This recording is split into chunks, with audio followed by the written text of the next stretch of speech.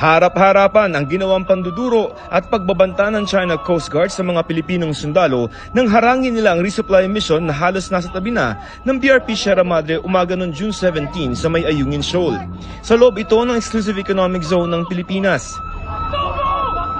Taga-China Coast Guard ang nakasuot ng orange na life vest na ito na makikitang sumisigaw at may hawak pang palakol. Samantalang mga naka-brown fatigue ang mga sundalong Pilipino. Sa videong ito na ipinadala ng Armed Forces of the Philippines, tinalian na ng China ang inflatable boat ng Pilipinas na sinisikap bawiin. Maririnig din ang mga malalakas na sirena. Nakalapit na sa mga oras na yon ang mga inflatable boats ng Pilipinas sa BRP Sierra Madre. Pero hindi siya pinapakinggan ng China Coast Guard.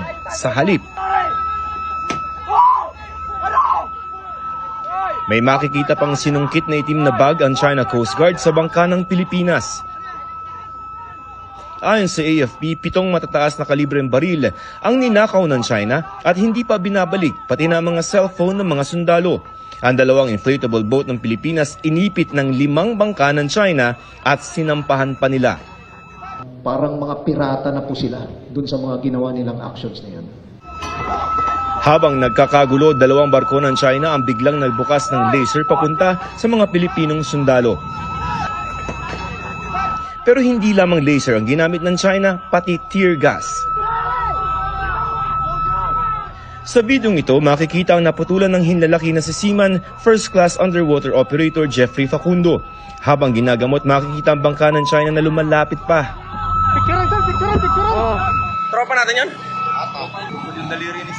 Sa isa pang video, nanunutok ng mga matatalas na sandata ang China Coast Guard. Binuhusan sila ng tubig ng mga sundalong Pilipino mula sa BRP Sierra Madre. Maya-maya, isa sa mga Chinese Coast Guard, pinagsasaksak ang inflatable boat ng mga Pinoy. Sa itaas na bahagi ng video, nakikipaghatakan ang mga Pilipino sa China Coast Guard. Sa isang bahagi ng kaguluhan naman, makikitang may binabato ang mga China Coast Guard. Nagbabato na, oh. Babatuhan na ng bato. Ang isang inflatable boat ng Pilipinas na ito na papunta rin sana sa Sierra Madre, dinikitan ng 2 China Coast Guard para ilayo sa Ayungin.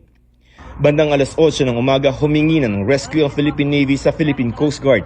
Nasa 12 nautical miles o 24 kilometers noon ang BRP Bagakay at BRP Cabra ng Philippine Coast Guard. Pero maging ang medical evacuation, hinarang at hinaras. 3 Hubei missile patrol ng China ang pumalibot sa medical evacuation team ng PCG habang inikot-ikutan ng mga bangka ng Pilipinas na nakikipagnegosasyon sa China. Mula nang harangin ng China Coast Guard ang RORE mission sa Ayungin Shoal umaga ng June 17, inabot ng hanggang gabi ang rescue operation at pakikipagnegosasyon na ginawa ng Philippine Coast Guard. Alas 11 na ng gabi nang pumayag ang China na i-evacuate si Facundo na naputulan ng hinlalaki pero patuloy na maaligid ang mga barko ng China.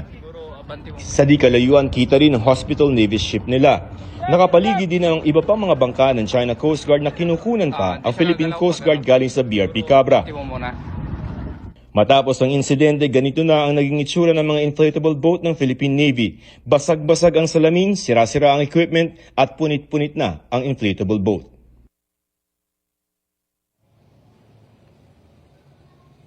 Pinapurihan naman ni EFA Chief of Staff General Romeo Browner ang katapangang ipinakita ng mga Pilipinong sundalo at pagtitimpi. Ayon kay Browner, hindi layo ng Pilipinas na magkagera.